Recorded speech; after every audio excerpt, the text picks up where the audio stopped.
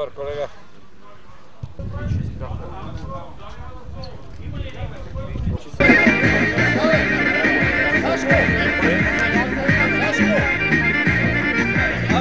Moji svatovi nikako da krenu, sve što poželi srušim u trenu. I druge se ljubio. 1, 2, 1, 2, 3, proba. Как ще ги оплакне това 3 пъти? Хайде да видят тогава. Дали ще търсим? Дали ще правим, ама те не оплакне тогава, да.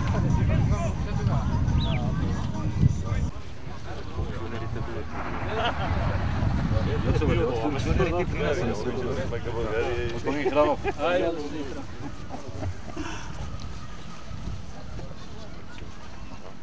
Още рано за игрането, хората докато се напълнят. Коли кмет? Как каза? Лош бил кмет. После. Вече има под такова. Да, ето вече там се справи.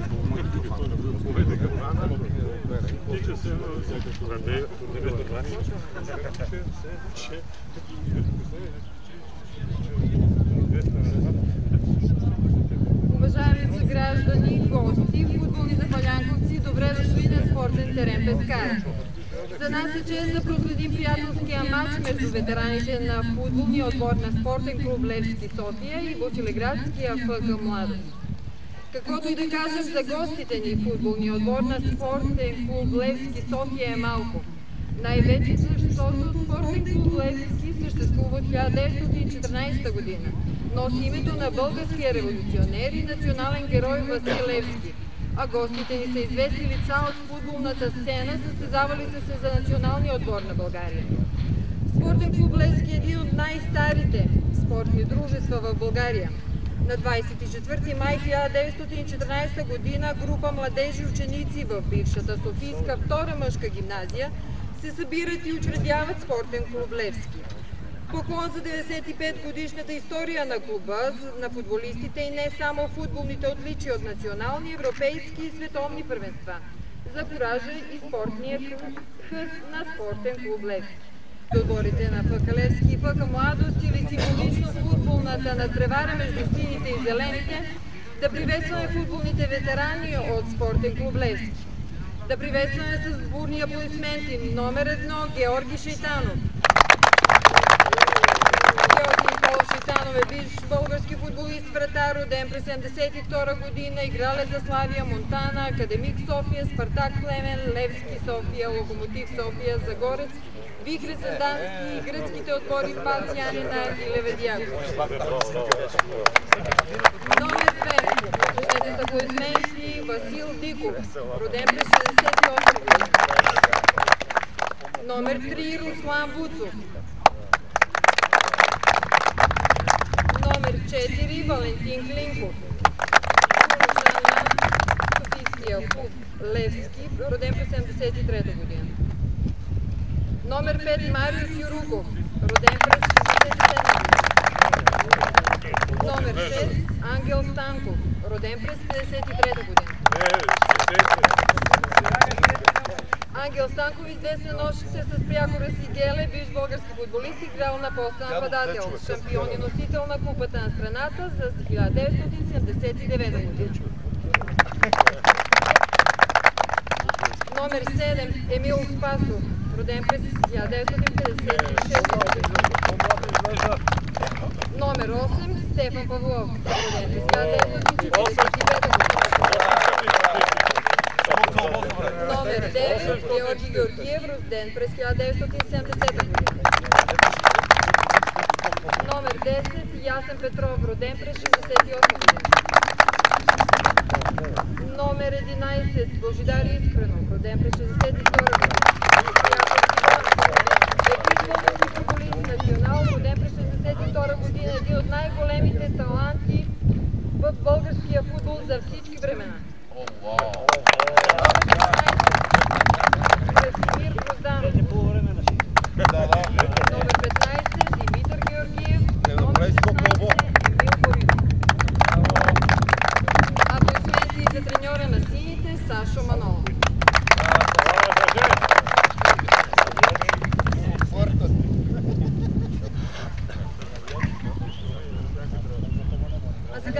представим ветераните на ВК Младост. Те нямат славата, може би, на световно участие. Все пак те на местно равнище са добри момчета, взели участие в множество и мачове. Номер 1. Младен Драган, роден през 60-та година. Номер 5. Иванов Боян, роден през 60-та година. Номер 3. Григор Йордан, роден през 66-та година. Номер 4. Васев Сашо, роден през 63-та година. Номер 5. Нако Враденко, роден през 67-та година. Номер 6. Якимов Славко, роден през 62-та година. Номер 7. Гашович Павле, роден през 66-та година. Номер 8. Григоров Томислав, роден през 54-та година. Номер 9. Войнович Блажа, роден през 65-та година. Номер 10. Тасев Борис, роден през 53-та година. Номер 11. Светков Миле, роден през 62-та година. Номер 15. Александър Димитров. И резервите: Любомир Динов, Михайло Йович, Димитър Василев, Мирослав Георгиев, Спаско Пенев, Мирослав Васев, Милан Трайков, Иван Василев и Василев Миле. Старши треньор Любомир Динов.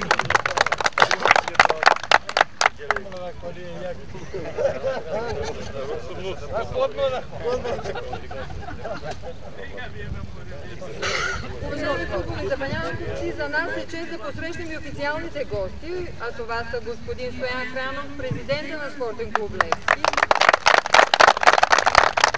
Да приветстваме и господин Борис Янков, един от директорите на Citroen за България. Господин Стоян Стоянов, сам председател на спортен клуб Левски София. С нас е и господин Георги Георгиев, представител на Левски Драгалевци. Най-напред ще дам думата на господин Стоян Хранов, президента на спортен клуб Левски. Уважаеми сънародници, приятели, благодариме за поканата на ръководството на община Василеград, на футболния клуб, на спортното дружество.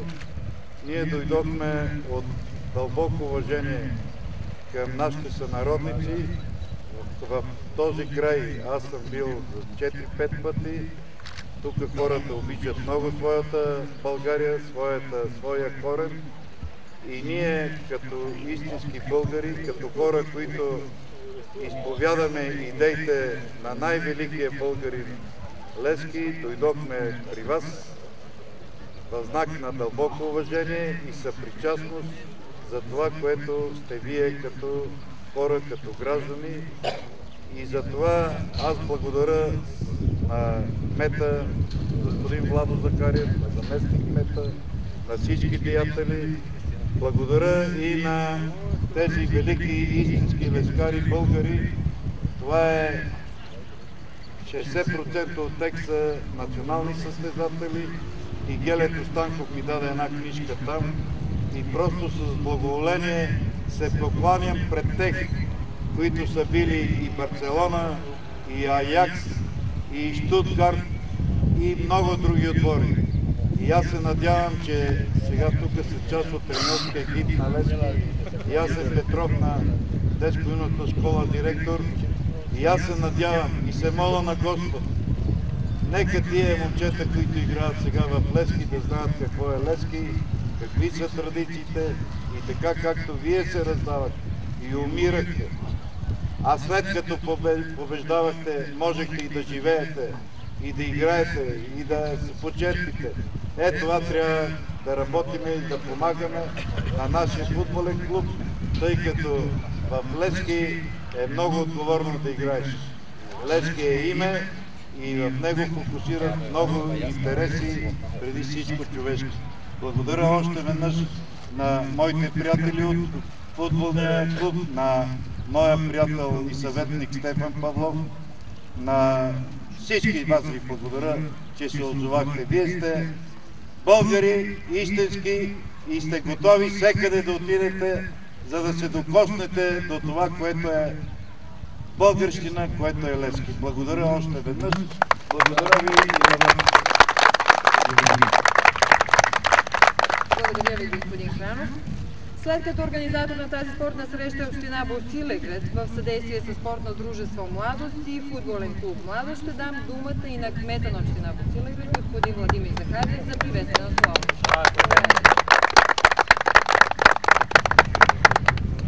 Добре дошли в наш и ваш Босилеград.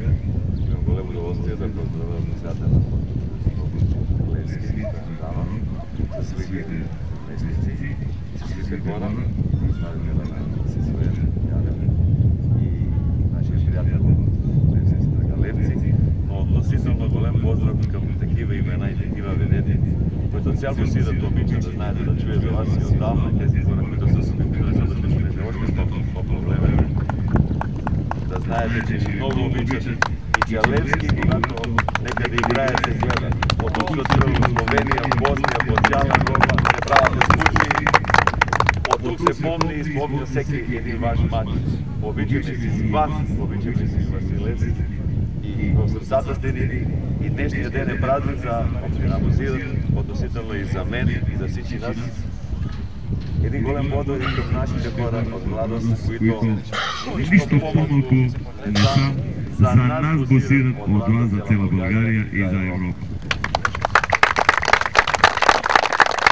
Помниш ли, когато си играеше тук, когато беше и Марата треньор, тук на малко игралище, ето днес един хубав стадион, и пронася си името на Босилеград от цяла Сърбия и че знаете, че сме горди днеска, че вие европейските българи не забравите нас българите от старо време тук в планините и че дойдохте да ни посетите и да дадете един голем кураж за успеха на нашия спорт и че не сте ни забравили.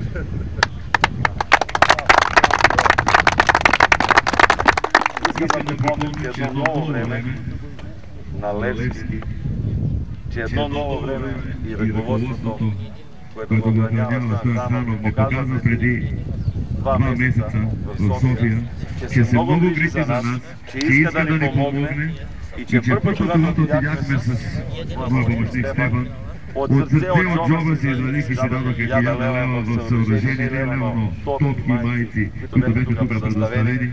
И че това показва, че със сигурността, с която днеска, по това време, в времето на кризата, иска да се помогне за братята си в Босилеград и своите колеги футболисти, е нещо, което трябва да бъде пример за много други, които се забравят много бързо. Още веднъж много благодарен, че сте днес сред нас и само напред.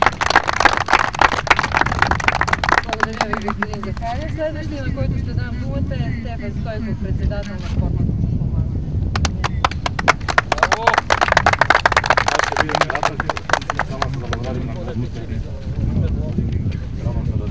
И се надявам на това няма да бъде последна среща между нашите два отбора. Сега искам да замолим председателя на нашия футболен отбор Диодряс Язимов да връчи символично една наша табелка и адрес на господин Хранов.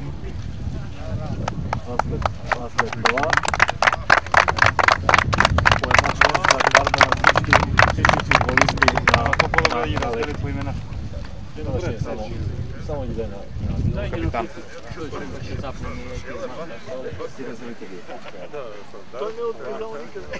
Нема ли виж? Да. Може би единственото, което остана да кажем е кои са съдиите. Съдии са Влайца Манасиев и помощници Немanja Govinović и Питър Йорданов. Преди да обявим и да чуем съдийския сигнал за началото на матча, да пожелаем късмет на момчета от двата отбора. Не се и съмняваме, че играта ще бъде достойна с много хъс и ферплей. Успех!